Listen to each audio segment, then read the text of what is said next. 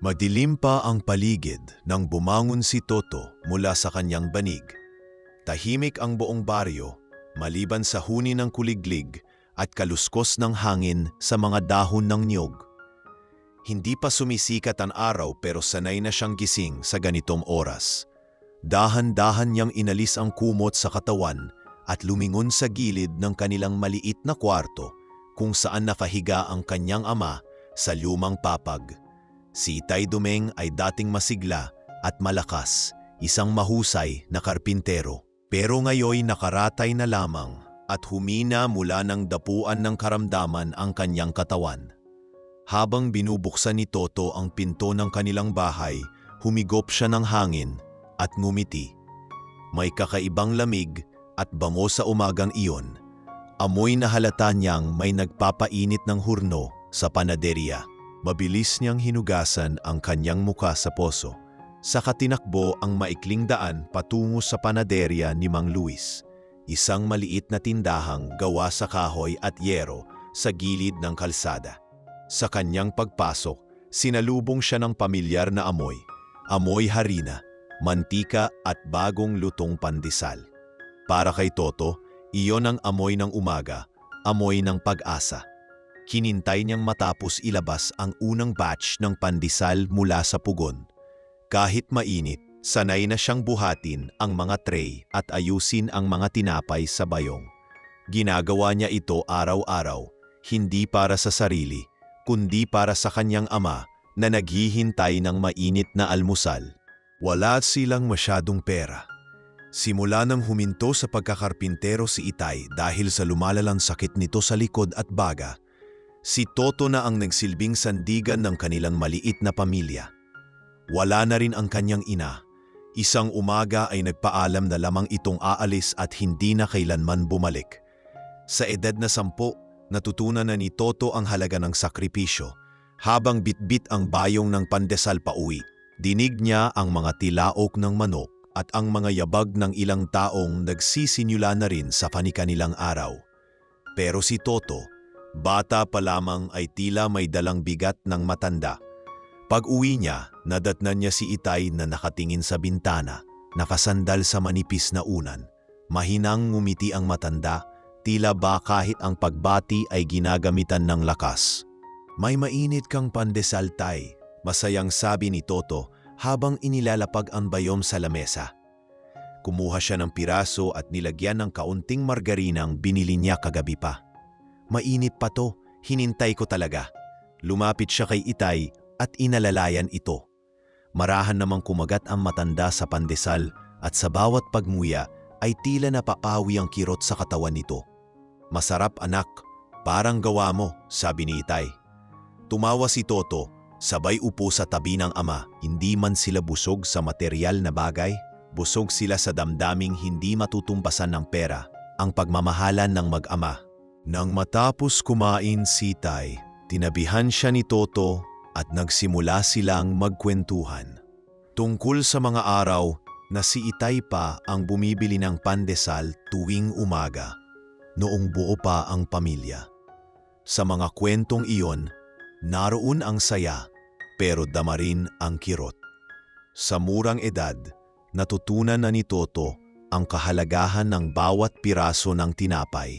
Hindi lang ito pagkain, kundi paalala ng isang buhay na puno ng sakripisyo, pagmamahal at tahimik na pag-asa. Habang unti-unti nang tumataas ang araw at nababalot ng gintong liwanag ang kanilang bahay, naroon si Toto, nakaupo sa tabi ng kanyang ama. Amoy harina pa rin ang kamay, pero puno ng init ang puso. Kinabukasan, muling nagising si Toto sa lamig ng madaling araw. Sanay na siya sa ganitong oras ng pagbangon.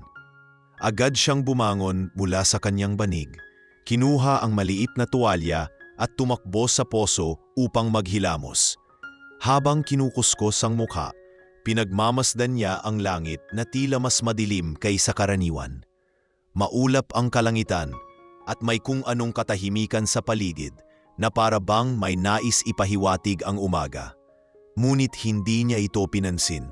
Inayos niya ang suot na lumang t-shirt at shorts, saka naglakad papunta sa panaderya, hawak ang bayong na dati nang naglalaman ng mainit at malambot na pandesal.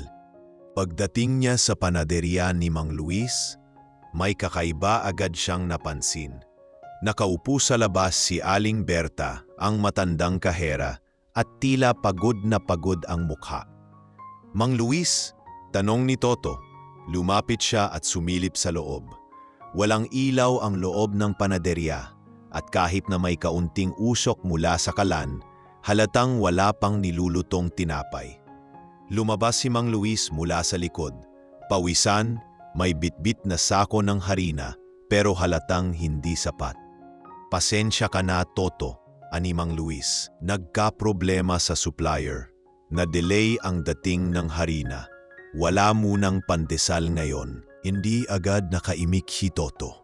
Napayuko na lamang siya habang mahigpit na hawak ang hawakan ng bayong. Para siyang nawalan ng direksyon. Sanay siyang may tinapay tuwing madaling araw. Sanay siyang inuuwi ang mainit na pandesal para kay Itay.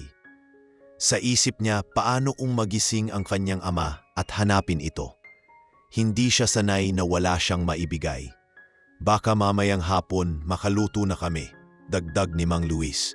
Pero alam ni Toto na sa mga oras na iyon, wala siyang magagawa kundi umuwi ng walang bitbit. Tahimik ang kanyang paglalakad pauwi. Hindi niya alintana ang mga batang naglalaro sa kalsada, ang mga tricycle na dumaraan o ang mga tindahan na nagsisimula palang magbukas. Sa kanyang dibdib, may bigat na hindi niya maipaliwanag. Pagdating sa kanilang bahay, dumiretso siya sa pintuan. Tahimik pa rin ang paligid. Nang binuksan niya ito, agad niyang nakita si Itay na nakaupo sa gilid ng papag, nakasandal sa bintana at nakatingin sa labas. Pagkakita sa anak, numiti ito. "Anak, amoy harina ka pa rin," biro ni Itay, sabay tawa ng kaunti. Ngunit si Toto ay nanatiling tahimik. Lumapit siya at naupo sa tabi ng kanyang ama. Kinuha niya ang kamay nito at marahang hinimas. "Wala pong pandesal ngayon, Tay," mahina niyang sabi. "Nagka-problema raw po sa harina. Baka mamaya pa daw makaluto." Tumangulam si Itay. Hindi siya nagalit, hindi rin siya nalungkot. Bagkus, pinisil niya ang kamay ni Toto at numiti. "Ayos lang to, anak. Mas busog ako kapag alam kong lumalaban ka." Sa mga salitang iyon, para bang nawala ang bigat sa dibdib ni Toto. Hindi pala importante kung may dalang tinapay o wala. Ang mahalaga, naroon siya. May kasama si Itay. May pag-asang muling magkakaroon ng umagang may almusal. Umupo silang mag-ama sa tabi ng bintana.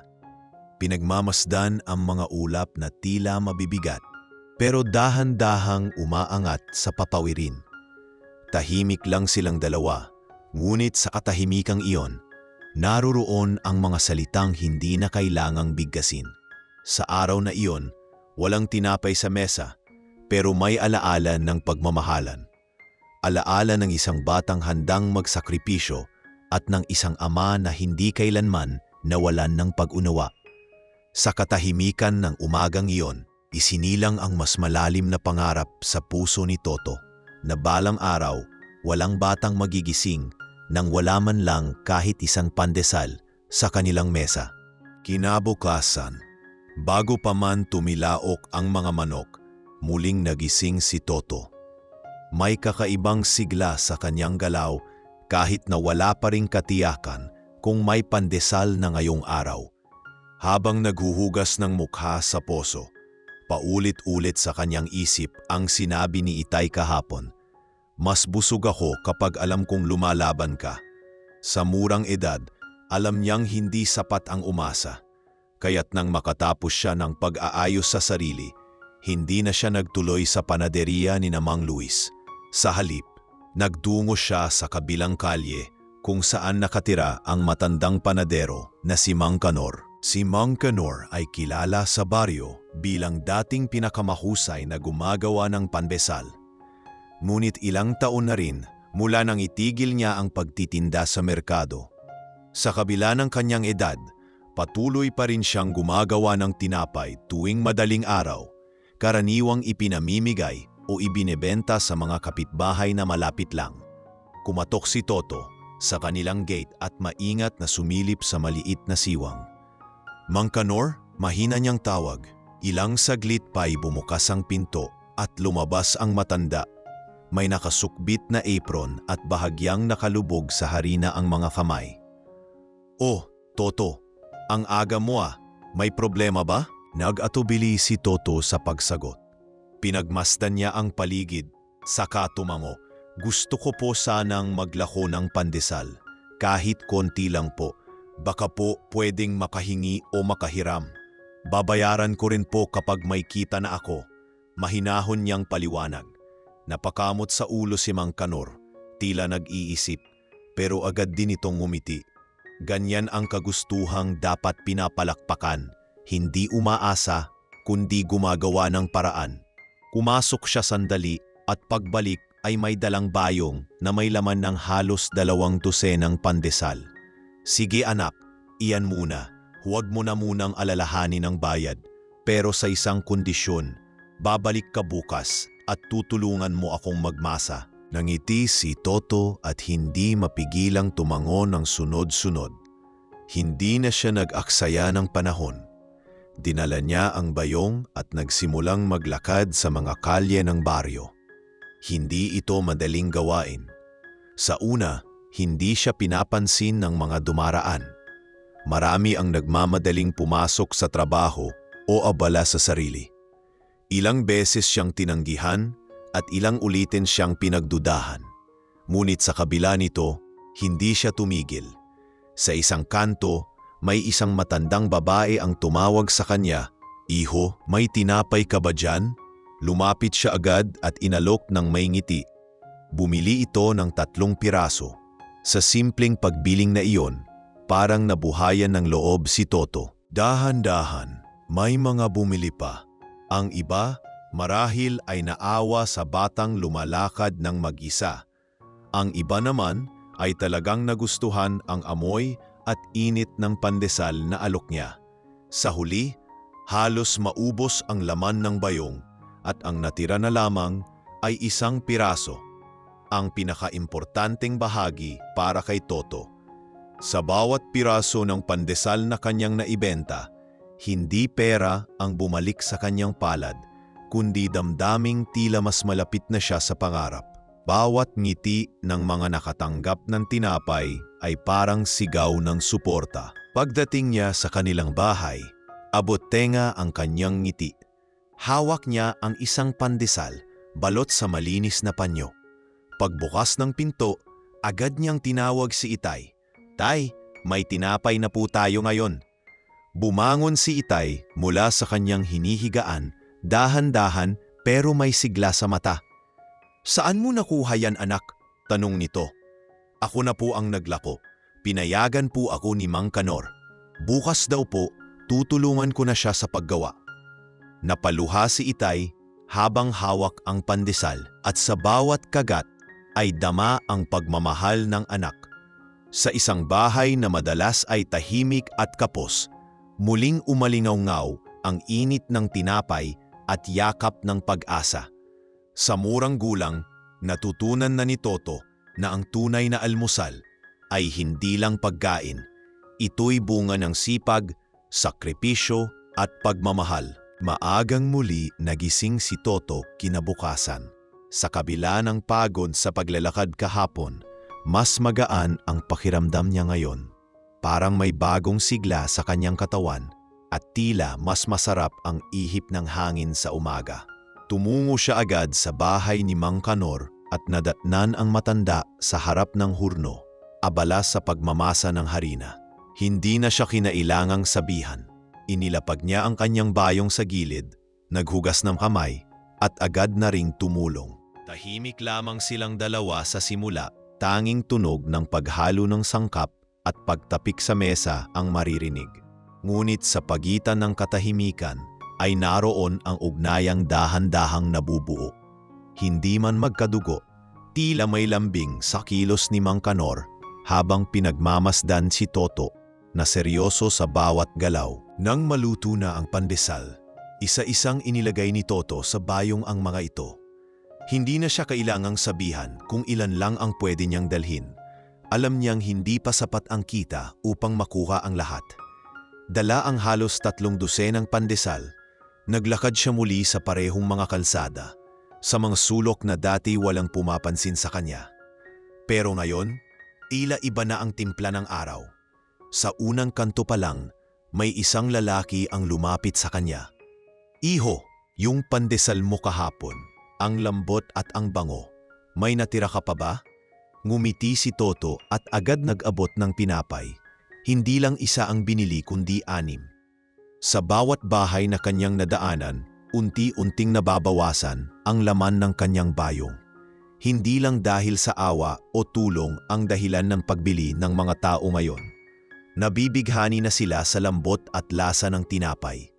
May isang matandang lalaki pa nga ang nagsabi, "Parang yung pandesal noong araw, yung amoy na gumigising sa alaala." Habang naglalakad, may mga batang lumapit sa kanya at nagtanong kung pwede bang tumikim. Wala silang dala kundi mga basag na alkansya at barya sa bulsa. Sa halip na humingi ng buong bayad, binigyan sila ni Toto ng tig-1 piraso. Hindi lang ito basta tinapay, bulong niya sa sarili. Ito rin ay para sa mga gaya kong minsan ding kumalam ang sikmura. Habang bumababa ang araw at papunta na siya sa dulong bahagi ng barangay, isa na lang ang natirang pandesal sa kanyang bayong. Hawak niya ito ng mahigpit para bang ito na ang pinakamahalagang bahagi ng araw niya. Pagdating sa bahay, nadatnan niyang nakahiga si Itay at nakapikit. Dahan-dahan siyang lumapit at naupo sa tabi nito. Hinawakan niya ang kamay ng kanyang ama at inabot ang natirang pandesal. "Tay, ito po ang natira. Mainit-init pa." Dumilat si Itay at bahagyang ngumiti. Kinuha nito ang tinapay at marahang kinagat para bang ayaw niyang maubos agad ang init at lambing ng bawat piraso. "Masarap, anak. Lalo kayatang gumagaling," ani Itay. "Galing po yan kay Mang Kanor. Ako na po ang naglalako ngayon. At alam niyo po, Tay, masarap po sa pakiramdam kapag may natutulungan kang iba, kahit maliit lang." Napatingin si Itay sa anak at sa mata nito ay may bakas ng pagkamangha at pasasalamat. Hindi niya sinabi, pero ramdam ni Toto na proud ang kanyang ama. Sa gabing iyon, habang tahimik silang kumakain ng kanin at tinirang sardinas, dama ni Toto na kahit simple lang ang kanilang hapag, puno naman ito ng saysay. Ang bawat tinapay na kanyang binibit-bit tuwing umaga ay hindi lamang kabuhayan kundi tulay ng pagmamahal sa komunidad at sa sariling pamilya. Unti-unti, natutuklasan niya na ang tunay na yaman ay hindi nasusukat sa kung gaano karami ang laman ng bulsa, kundi sa kung gaano kadalas kang makatulong at nakapagbahagi. Sa murang edad, tinatahak na niya ang landas ng pangarap, hindi para sa sarili lamang, kundi para sa lahat ng kagaya niyang minsan ding nagising sa isang umagang walang almasal. Buwan na ang lumipas, mula nang magsimulang maglako ng pandesal si Toto. Unti-unti na siyang nakikilala sa barangay bilang ang batang may dalang mainit na tinapay tuwing madaling araw. Sa bawat kanto may bumabati na sa kanya. Sa bawat tindahan may nag-aabang. Kahit pagod at madalas ay basang pawis, lagi siyang may ngiti sa mukha habang inaalok ang kanyang paninda. Pero sa kabila ng kanyang abalang umaga, hindi pa rin nawawala ang kanyang pagmamasid sa paligid. Sa bawat bahay na kanyang nadadaanan, sa bawat mukha ng matanda at bata na kanyang nasisilayan, may tanong siyang paulit-ulit na bumabalik sa kanyang isipan. Bakit nga ba maraming pamilya ang walang almusal?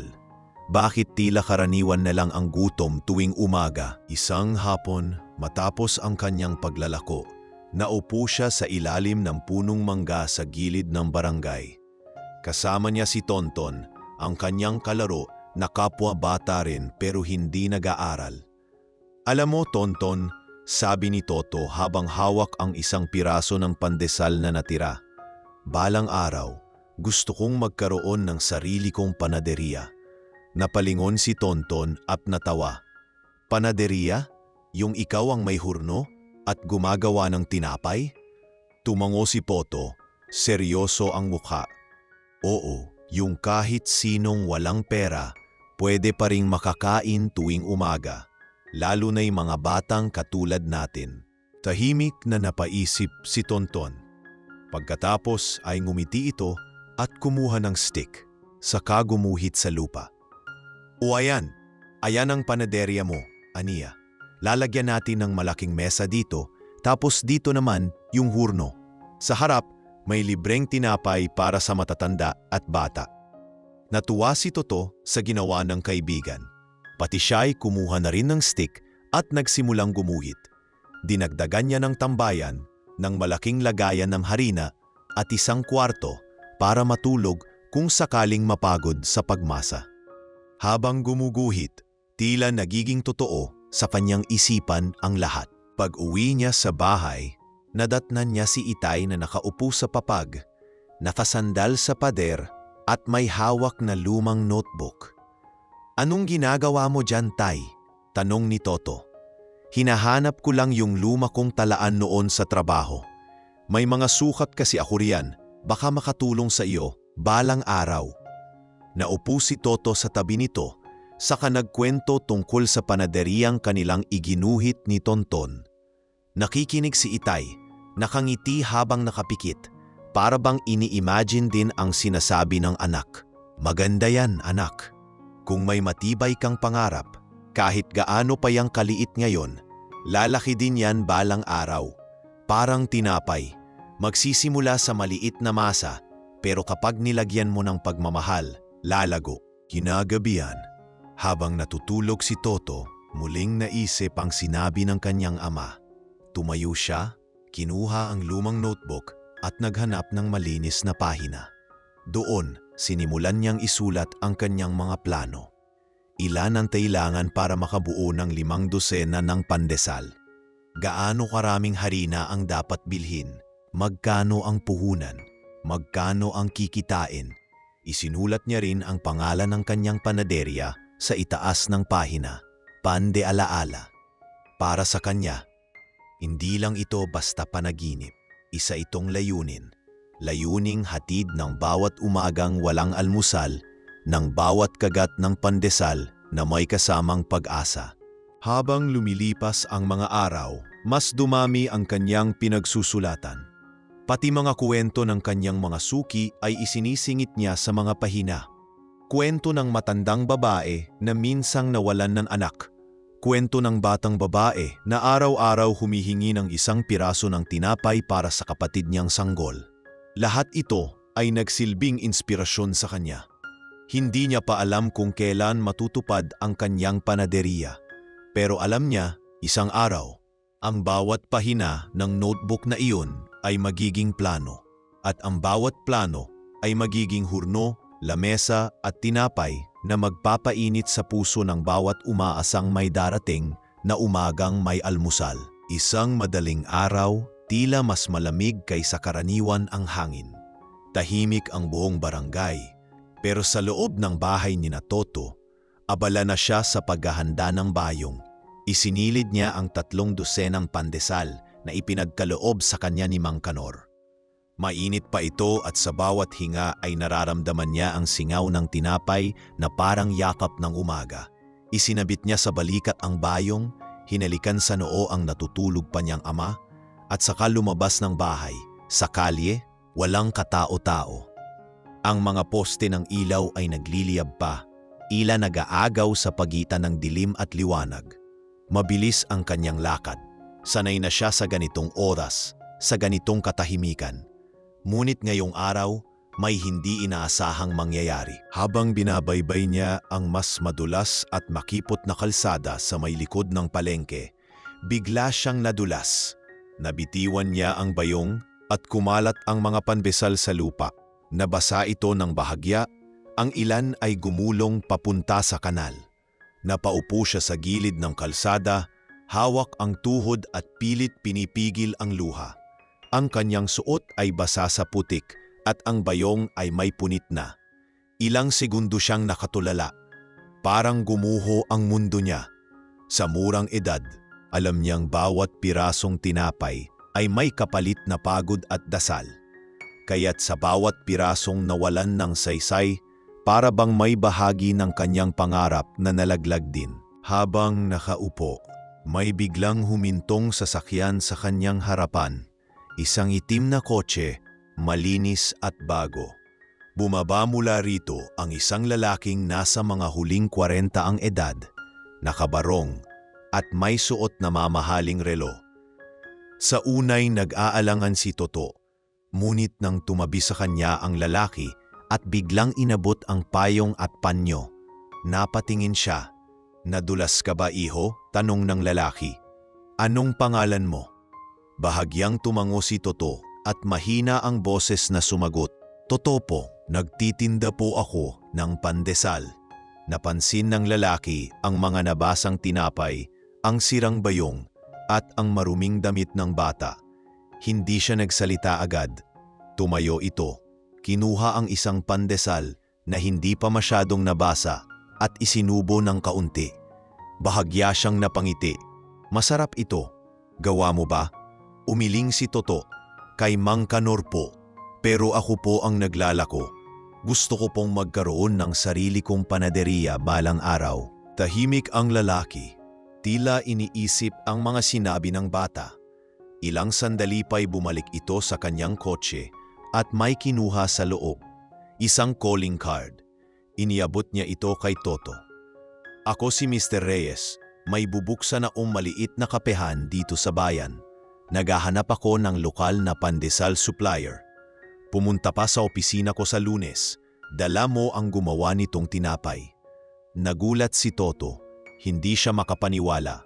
Hawak niya ang calling card na parang gintong papel. "Salamat po," aniya. Ilit pinapahid ang putik sa palad bago ito tinanggap. Umalis si Mr. Reyes na may ngiti.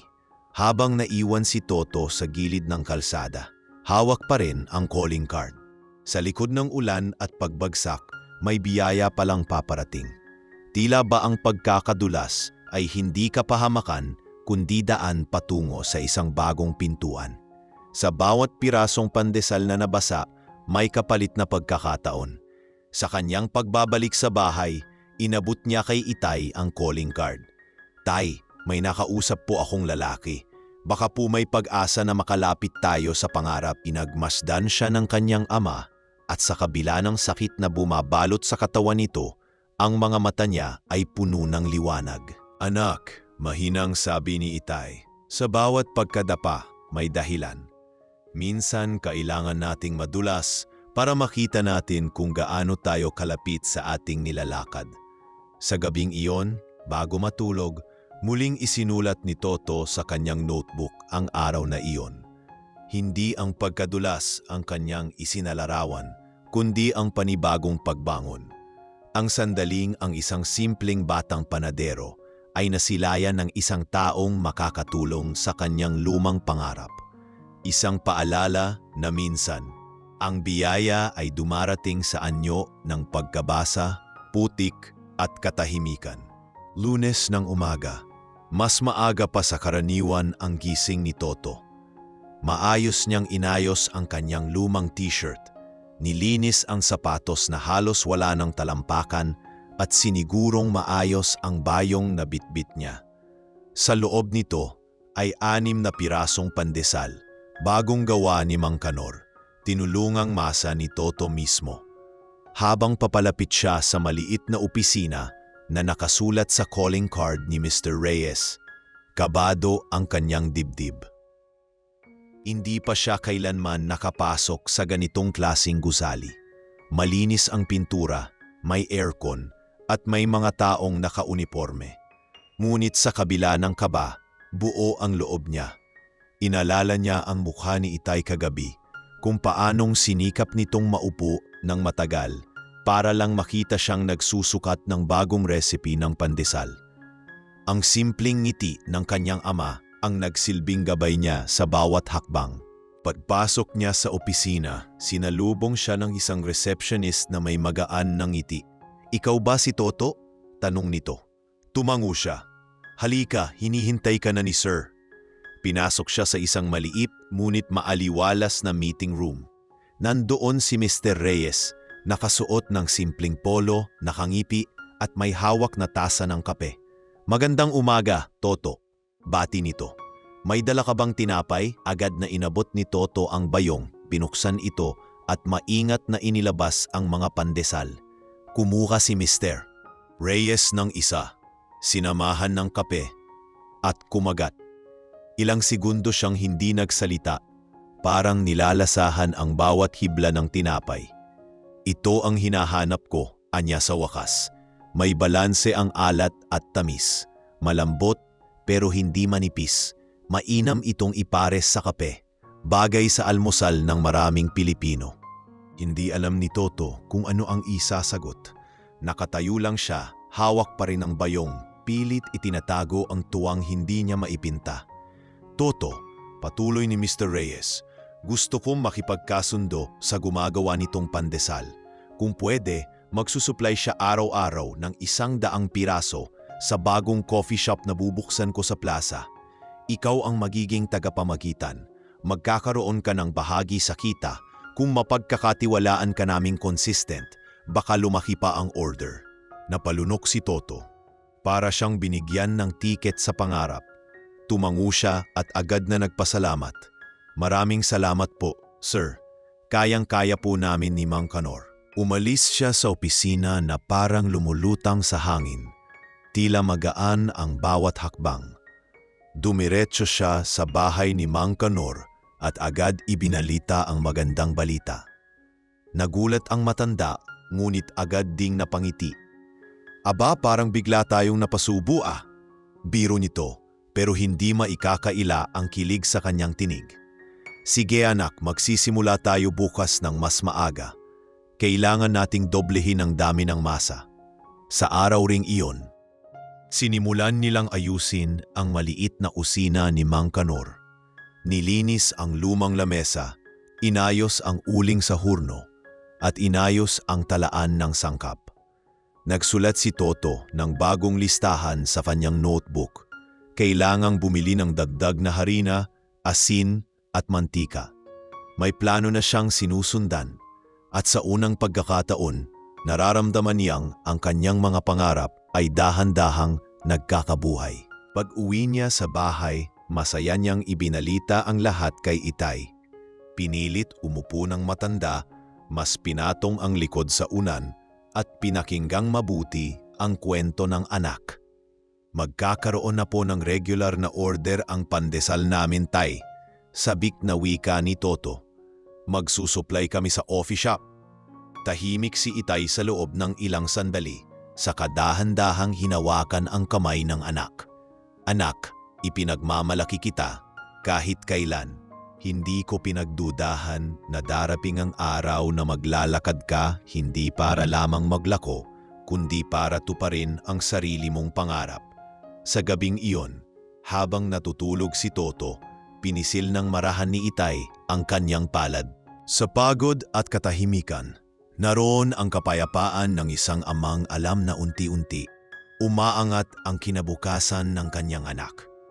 Sa kanilang maliit na tahanan, sa kabila ng kahirapan, nagsisimulang umusbong ang isang bagong umaga. At sa bawat pagsikat ng araw, kasabay nitong lumalago ang pangarap na ipinaglaban sa bawat piraso ng pandesal. Simula nang magsimula ang bagong kasunduan sa coffee shop, naging mas abala ang umaga ni Toto. Mas maaga na siyang gumigising. Minsan ay hindi na nakakatulog ng mahimbing dahil sa pananabik at pag-aalala na baka hindi siya magising sa oras. Sa tuwing madidilim pa ang paligid at tahimik pa ang buong barangay, gising na siya, inaayos ang bayong at binubuhat ang mga kahon ng pandesal mula sa bahay ni Mang Kanor. Araw-araw, sinisigurado nilang mainit at malambot ang tinapay bago ito ihatid sa kapehan. Sa una, ang simpleng pagpapasa ng tinapay ay tila isang trabaho lang. Ngunit habang tumatagal, napapansin na rin ni Toto ang epekto nito. May mga customer ang coffee shop na hinahanap na ang pandesal. May mga pumupunta pa nga ng mas maaga para lang makibili ng ilang piraso. Minsan, tinatawag siya ng mga empleyado ng shop bilang si Kuya Toto na may dalang umaga. Ngunit sa kabila ng tagumpay, unti-unti ring napapansin ni Toto na hindi na tulad ng dati ang sigla ni Itay. Sa mga unang linggo, sinisikap pa rin nitong sumalubong sa kanya tuwing umuuwi siya. Kahit papaano ay nagagawa pa nitong umupo at ngumiti. Pero ngayon, mas madalas itong nakahiga at kung minsan ay hindi na sumasagot kapag tinatawag. Tila mas maputla na ang mukha nito, mas manipis ang mga braso at mas bihira ang mga salita. Isang hapon pag-uwi ni Toto, nadatnan niyang tulog si Itay sa may bintana. Tahimik lang ito, nakatalukbong ang kumot at ang kamay ay nakahawak sa lumang litrato nilang dalawa noong mas bata pa siya. Lumapit si Toto, maingat na hinawi ang buhok ng ama sa noo. Wala siyang narinig na reklamo, wala ring pahiwatig ng galit o lungkot. Tanging katahimikan lang. Sa tabi ng papad, nakapatong ang notebook ni Toto. May bukas na pahina at sa ibabaw ng pahinang iyon, isang bagay ang nakatayo, ang lapis na gamit ni Itay at sa ilalim ng ilang guhit, may maikling sulat. Anak, kung sakaling hindi ko na masubaybayan ang pag-usad ng iyong mga pangarap, gusto kong malaman mong sapat na ang bawat umaga na ginising mo ako. Hindi para sa tinapay, kundi para sa pag-asa. Sa bawat amoy ng pandesal, naramdaman ko ang yakap ng iyong pagmamahal. Salamat sa bawat araw na hindi mo ako pinabayaan. Tahimik na naupo si Toto sa tabi ng kanyang ama. Walang luha sa kanyang mata, pero ramdam sa kanyang dibdib ang bigat ng mga salitang iniwan nito. Hindi pa naman nawawala si Itay, pero alam niyang ang katawan nito ay unti-unti nang bumibigay. Hindi pa man ito tuluyang umaalis, parang may bahagi na ng sarili ni Toto ang pinapaalam. Kinagabihan, hindi siya lumabas, hindi siya nagtinda, hindi rin siya tumulong kay Mang Kanor. Buong gabi niyang binantayan si Itay, inupunasan ang noo nito, binibigyan ng tubig at binabasahan ng mga kwento mula sa kanyang notebook. Hindi man siya sanay magsalita ng mahaba, sinubukan niyang ibahagi ang lahat ng plano niya, ang gusto niyang tindahan, ang panaginip niyang panaderya at ang mga batang gusto niyang tulungan. Tay, bulong niya, kapag may sarili na akong hurno, ikaw ang unang makakatikim ng tinapay na ako mismo ang gumawa mula simula hanggang dulo. Pangako ko po yan. Sa kalagitnaan ng gabi, habang unti-unting lumalalim ang katahimikan, tumitig si Toto sa kanyang ama. Pinakiramdaman niya ang bawat hinga nito, ang bawat galaw ng dibdib. At sa sandaling iyon, bagamat wala pang ganap na pamamaalam, napagtanto niya kung gaano kahalaga ang bawat oras, bawat umaga, bawat simpleng almusal na kanilang pinagsaluhan. Sa mga mata ng isang batang panadero, ang pandesal ay hindi lang tinapay. Ito ay paalala ng buhay na minsang payak, puno ng hirap. Ngunit binuo ng pagmamahal at pag-asa. At kahit pa hindi na siya salubungin ni Itay sa mga susunod na umaga, alam niyang sa bawat pagbitbit niya ng pandesal, may kasama itong bahagi ng alaala ng kanyang ama. Alaala ng bintana kung saan ito laging nakaupo at ng mga salitang hindi kailanman malilimutan. Isang araw, habang papalapit ang hapon at nagbababa na ng kurtina ang araw sa mga bubong ng bahay, tumigil na rin ang paghinga ni Itay. Walang ingay, walang drama, isang malalim na buntong hininga lamang at saka isang mahabang katahimikan. Si Toto, na nooy hawak ang kamay ng kanyang ama habang binabasa ang huling entry sa kanyang notebook, ay hindi agad nakapagsalita. Hindi siya agad umiyak, hindi rin siya nagtawag ng kapitbahay. Sa halip, nanatili siyang nakaupo sa gilid ng patag, pinagmamasdan ang mukha ni Itay na tila payapa, parang natulog lang ng mahimbing matapos ang isang mahabang araw. Nilapit niya ang kanyang noo sa noo ng ama at bumulong, "Tay, salamat po. Salamat sa lahat." Kinabukasan, Sa ilalim ng malaking punong mangga sa likod ng barangay, inilagak ang katawan ni Itay sa isang simpleng libing. Walang marangyang kabaong, walang mahahabang bulaklak, ngunit nandoon ang ilang tao sa barangay na minsang napangiti ni Toto sa kanyang pandesal. Si Mang Kanor ay nandoon, tahimik lang, hawak ang sombrerong isinusuot niya tuwing nagmamasa. Si Tonton at ilang mga batang suki ay nandoon din. Ang iba ay may hawak pang tinapay na tila handog para kay Itay. Sa paanan ng puntod, inilapag ni Toto ang isang bayong ng pandesal. Mainit pa, bagong gawa. Sa tabi nito, maingat niyang isinandal ang kanyang notebook, nakabukas sa pahina kung saan isinulat niya ang kanyang unang plano ng panaderya. Hindi niya kailangang ipaliwanag kung bakit. Sa puso niya, alam niyang iyon ang nararapat. Iyon ang simula ng bagong yugto. Matapos ang libing, sa kanilang tahimik na bahay, mag-isa na siyang humarap sa mesa. Wala na ang tinig ni Itay sa bintana. Wala na ang mahihinang tanong tuwing umaga kung nakapag-almusal na ba siya. Ngunit sa halip na maramdaman ang kawalan, isang hindi maipaliwanag na kapayapaan ang namayani. Parang naiwan ni Itay ang kanyang presensya sa bawat sulok ng bahay. Parang naroon pa rin siya sa bawat huni ng hurno ni Mang Kanor, sa bawat amoy ng tinapay, sa bawat pahina ng notebook na isinulat ni Toto. Sa loob ng mga sumunod na araw, hindi siya nagpatigil sa trabaho. Sa halip, mas lalo siyang nagsikap. Mas marami na silang nilulutong pandesal, mas maayos na ang daloy ng supply, at mas dumami na rin ang mga taong umibili sa coffee shop. Space. Isang gabi, habang nakaupo siya sa tapat ng puntod ni Itay, may dala siyang isang tasa ng mainit na gatas at isang pirasong pandesal. Umuulan ng mahina, pero hindi siya umaalis. Tahimik niyang kinukwento ang mga nangyayari sa kanyang araw. Tay, may bagong customer po kami. Gustong ipa-display ang tinapay sa kanilang tindahan. At si Mang Kanor po, sabi niya, baka dapat na akong matutong gumawa mag-isa ng buong batch. Sa huli, inilapag niya ang tinapay sa paanan ng puntod. Inabot ang notebook mula sa kanyang bag at isinulat ang huling linya para sa araw na iyon.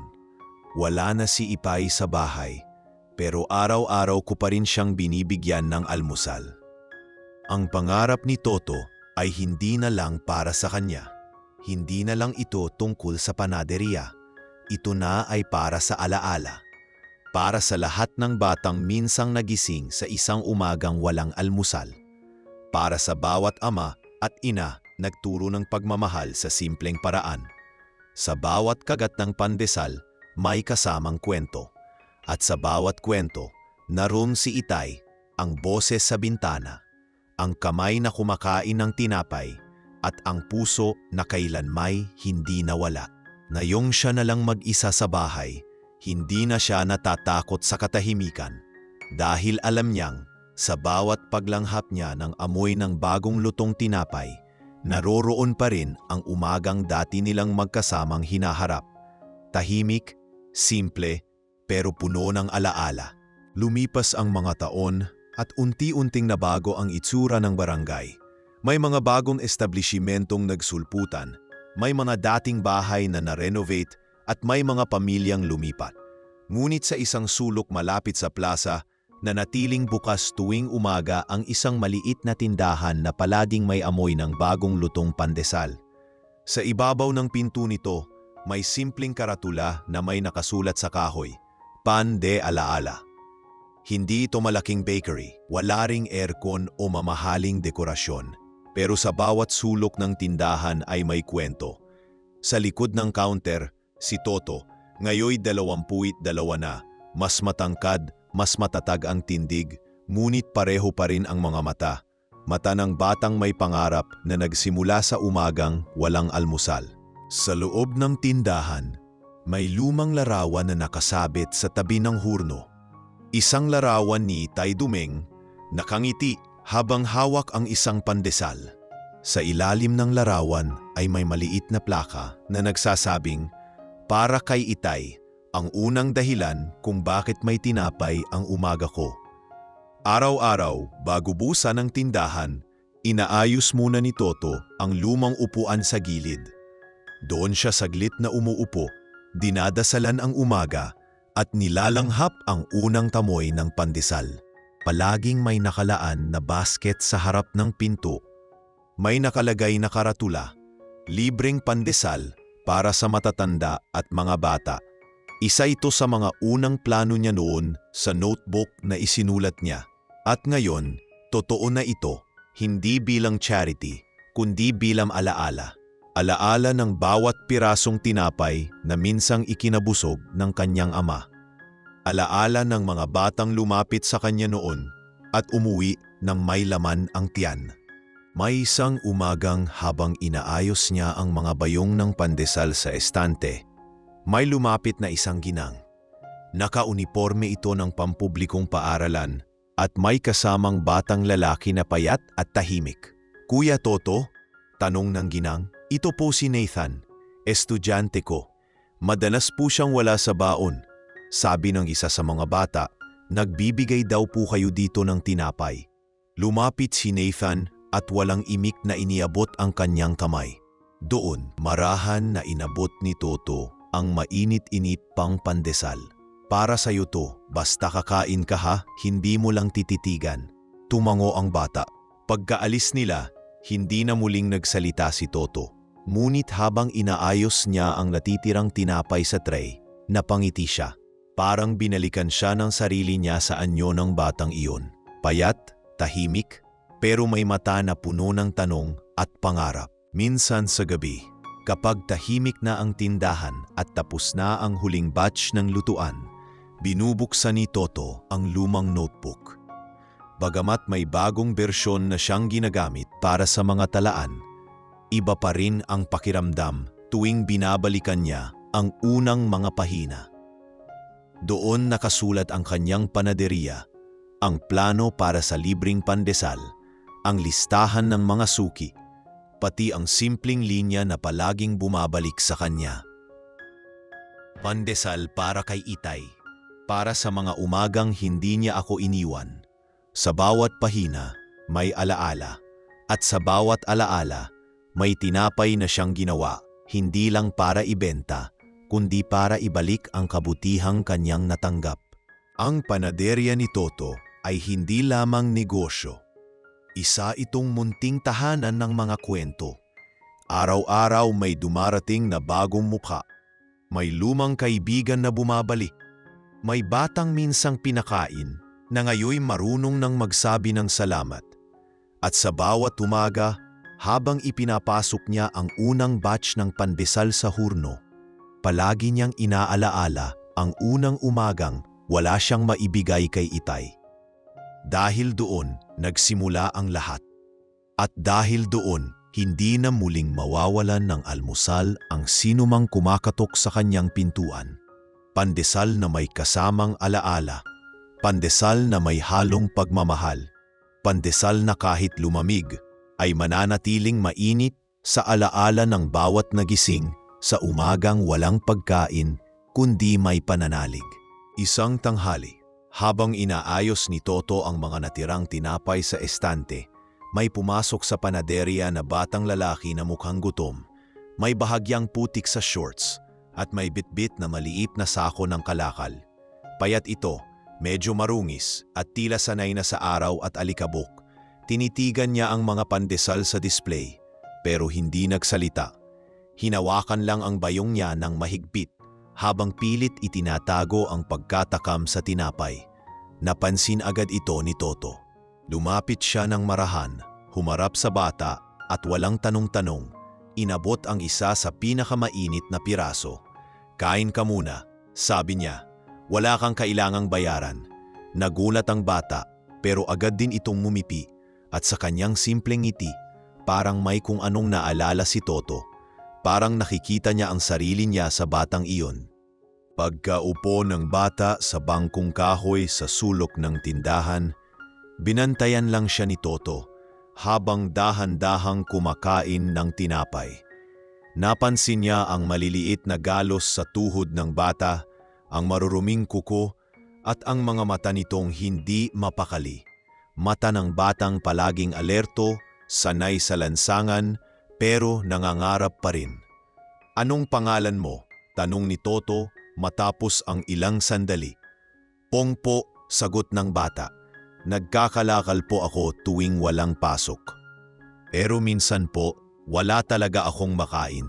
Sabi po ng kakilala ko, mabait daw po kayo." Napangiti si Toto, pero sa likod ng ngiting iyon ay ang bigat ng pagkaunawa sa kung anong klaseng gutom ang pinagdaraanan ng bata. Hindi lang gutom sa pagkain, kundi gutom sa pag-aaruga, gutom sa oportunidad, gutom sa atensyon. Simula noon, araw-araw nang dumadaan si Pong sa panaderya. Hindi lang siya palaging binibigyan ng pandesal, kundi unti-unti na ring tinuturuan ni Toto ng simpleng gawain. Sa una, tagawalis lang siya sa harap ng tindahan, hanggang sa natutunan niyang magayos ng mga tray, magbilang ng sukli, at kalaunan ay tumulong na rin sa paggawa ng masa. Tuwang-tuwa si Mang Kanor nang minsang bisitahin ang panaderya at makita si Pong na marunong nang maghulma ng pandesal. "Parang si Toto lang yan dati," sabi ng matanda. Tahimik pero may apoy sa loob. Isang gabi, habang nagkukwentuhan sila ni Pong sa likod ng panaderya, habang naglilinis ng mesa, tinanong siya ng bata, "Kuya Toto, totoo po ba na wala kayong nanay? Na kayo po lang at tatay niyo ang magkasama noon?" Tahimik si Toto. Tumingala siya sa langit at sandaling nag-isip. "Oo Pong, matagal na kaming iniwan ng nanay ko. Pero kahit ganon, hindi naging kulang ang pagmamahal ng tatay ko. Siya ang nagturo sa akin kung paano magmahal ng totoo." Kahit sa gitna ng kahirapan, napatango si Pong, saka napatingin sa kanyang mga kamay. "Kaya niyo po akong turuan kahit hindi niyo po ako anak?" Hindi agad nakasagot si Toto, pero sa puso niya, alam niyang matagal na niyang sinimulang ituring na kapatid ang batang ito. Kinabukasan, may inihandang simpleng apron si Toto. Lumang apron ito ni Itay na natagpuan niyang nakaipit sa isang lumang paul. Isinuot niya ito kay Pong at sabay silang nagtawanan. "Ngayon opisyal ka ng bahagi ng pande-alaala," aniya. "Pero hindi lang bilang tagatulong. Isa ka na ring tagapagbantay ng mga alaala." Sa sandaling iyon, nagkaroon si Pong ng panibagong dahilan para bumangon tuwing umaga. At para kay Toto, ang panaderya na minsang itinayo para sa alaala ng kanyang ama ay unti-unti nang nagiging tahanan para sa mga batang tulad niya. Mga batang lumaki sa tahimik na kalye ng gutom, ngunit may puso pa ring handang maniwala na may umagang darating na puno ng tinapay at pag-asa. Mula noon, mas naging malapit si Toto kay Pong. Tuwing gabi, tinuturuan niya ito kung paano maglista ng order, kung paano kalkulahin ang gastos, at kung paano magplano. Minsan, kapag wala ng customer, inilalabas nila ang luma niyang notebook at binubuklat ang mga unang pangarap. "Balang araw Pong," sabi ni Toto, "ikaw na ang magpapatuloy nito. At balang araw, may sarili ka ring panaderya. Pero huwag mong kalilimutang mag-iwan palagi ng isang basket ng pandesal para sa mga batang gaya mo noon." Tumango si Pong at muling mumiti, at sa ngiting iyon, nakita ni Toto ang parehong sigla ng batang minsang tinuruan ng kanyang ama kung paano maghintay ng umaga. Tahimik, puno ng pag-asa, at hindi kailanman nawalan ng dahilan para lumaban. Isang gabi, matapos ang mahabang araw ng pagtatrabaho, muling bumalik si Toto sa dating lugar kung saan nakatayo ang kanilang lumang bahay. Wala na ito. Matagal na itong giniba at ang lupa ay tinuuan na ng damo at ligaw na bulaklak. Ngunit naroon pa rin ang matandang puno sa likod at naroon din ang bintanang kahoy na itinira niya mula sa luma nilang bahay. Maingat niyang pinakabit sa isang posteng kahoy bilang alaala. Umupo siya sa ilalim ng punong iyon. Bitbit ang isang bayong ng pandesal at ang lumang notebook na halos mapunit na sa kakabukas at kakasulat. Mula sa bulsa niya, kinuha niya ang isang larawan ni Itay, medyo kupas na, nakapatong sa isang maliit na kahoy na altar na ginawa niya mismo. Tahimik lang ang paligid, maliban sa tunog ng mga kuliglig at ihip ng malamig na hangin. Iningnan niya ang langit. Saka ibinaba ang tingin sa kanyang mga kamay. Mga kamay na dati walang alam kundi magbitbit ng bayong. Ngayon ay marunong nang humawak ng negosyo, magturo sa kapwa at mag-alaga ng iba. Sa loob ng kanyang panaderya, maraming bagay na ang nagbago. Marami nang natulungang bata. May mga kustumera na ring naging kaibigan. At si Pong na dating kalakal ang bitbit, ngayon ay isa ng ganap na katuwang sa pamamalakad. May plano na itong mag-aral muli at siya mismo ang tutulong sa gastusin. Maraming nawala, maraming dumaan, pero isang bagay lang ang hindi nagbago. Ang dahilan kung bakit nagsimula si Toto sa lahat ng ito. Sa gabing iyon, inilabas niya ang isang bagong pahina ng kanyang notebook. Magsusulat siya, hindi para sa plano, kundi para sa pasasalamat. Sinimulan niya ito sa mga salitang, "Tay, tapos na po ang bahay na matagal nating pinag-usapan. Hindi po ito gawa sa kahoy o semento, kundi gawa sa tinapay at alaala. Hindi po ito mataas na gusali, pero bawat pader nito ay itinayo sa mga salitang iniwan ninyo sa akin. Araw-araw, may mga batang kumakatok sa pinto nito, may mga matatandang humihinga ng ginhawa, at may mga kwentong nagsisimula sa isang kagat ng pandesal." Pagkatapos niyang magsulat, inilapag niya ang notebook sa tabi ng bayong. Saka dahan-dahang inilatag ang ilang piraso ng pandesal sa paanan ng puno. Parang alay, parang paalala. Hindi siya umiiyak, pero ramdam sa loob niya ang init. Hindi ng luha kundi ng kapayapaan. Sa huling pagkakataon, binulong niya sa hangin ang mga salitang matagal nang naghihintay. "Tay, hindi na po kailanman mauulit ang umagang walang almusal." Nang tumayo siya, may liwanag sa mukha niya. Hindi dahil sa tagumpay ng panaderya, hindi dahil sa mga papuri ng mga tao, kundi dahil alam niyang natupad niya ang isang pangako. Isang simpleng pangarap ng isang batang dating walang dala kundi bayong. At isang pangalan na isinulat sa loob ng lumang notebook, "Pandesal para kay Itay." Ngayon, sa bawat kagat ng tinapay, may kasamang alaala. Alaala ng isang ama, ng isang anak, at ng isang umagang piniling hindi kalimutan.